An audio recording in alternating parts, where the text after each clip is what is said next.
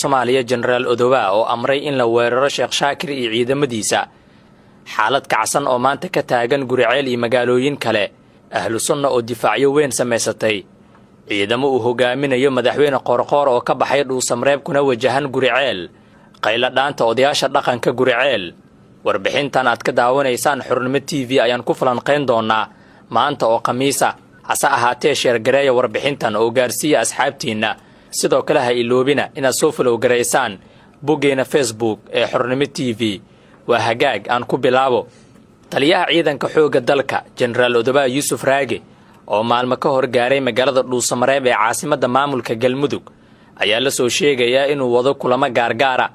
inkastoo si cad loo ogeyn ujeedka taliya Odowa u tagay Galmudug haddana xogta aan helnay ayaa sheegaysa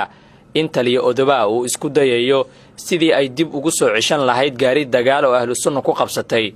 dagaalkii 2 toddobaad ka hor ka dhacay deegaanka Bohol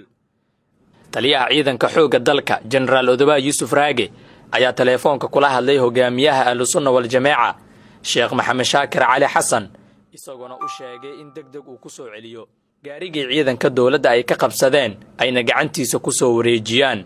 lama